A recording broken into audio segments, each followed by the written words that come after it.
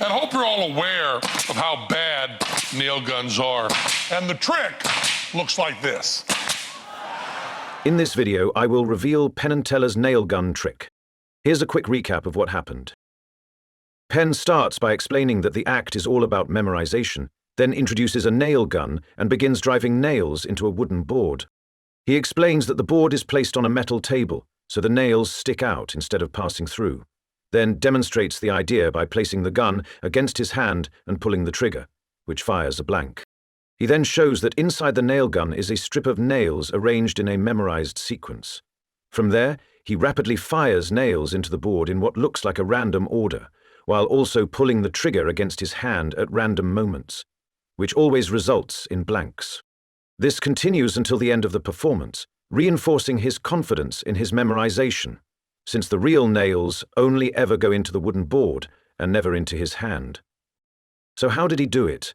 Here's the secret. Well, honestly, it isn't even a secret. Penn openly says whenever they perform this trick that there's no real danger involved and that it's completely fake. Now, most memorization acts are all magic tricks. They're just lies. We don't mind you knowing that, because Teller and I believe it is morally wrong to do things on stage that are really too dangerous. It makes the audience complicit in unnecessary human risk. He believes it's immoral to say otherwise. And that's important, because the goal here isn't to call the act fake.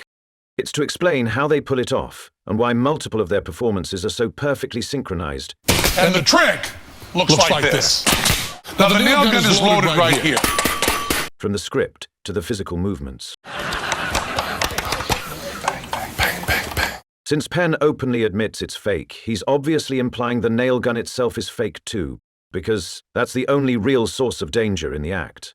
But then, how does it still look so convincing? We still hear the compressed air sound. The whole trick. And we still see nails embedded in the board. Well, that's where our assumptions come into play. From the very beginning, you'll notice we never get a clear top-down view of the board, showing that it's completely plain and ungimmicked, and the physics don't add up either. Look at the size of those nails, and remember that there's a metal table directly underneath the board. If those nails were being driven with real force, they'd hit the metal, make a loud impact sound, bend on contact, and cause the board to jump, since the board isn't even fixed in place.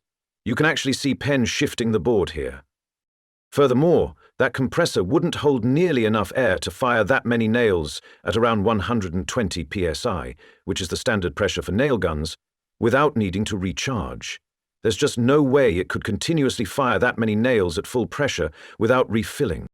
And if you're familiar with how nail guns actually work, they don't fire just by pulling the trigger like a regular gun.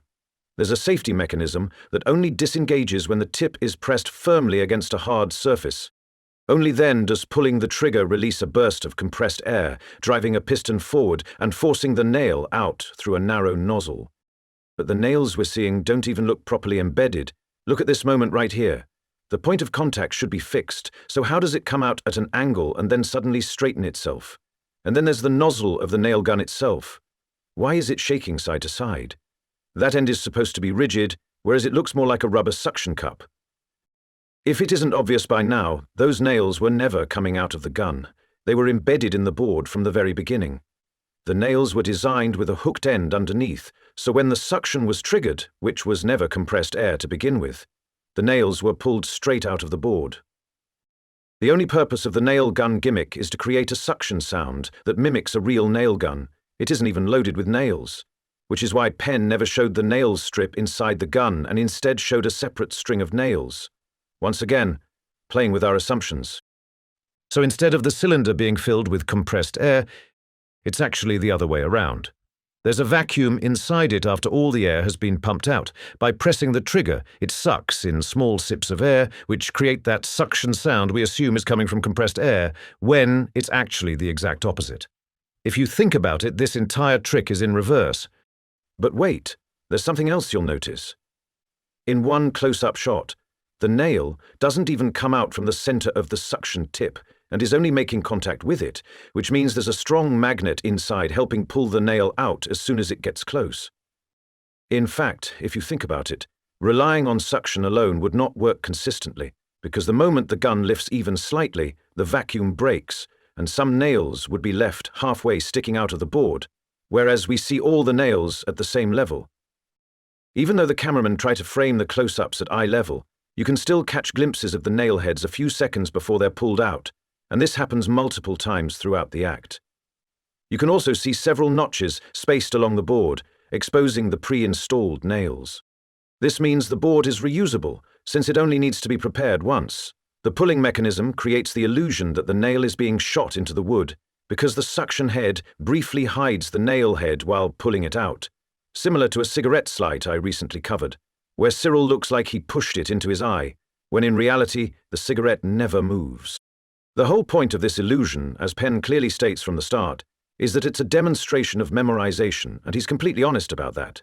If they had, for some insane reason, used a real nail gun, there's still a chance he might have, pun intended, nailed it. Behind this mask, only the truth remains, till we meet again.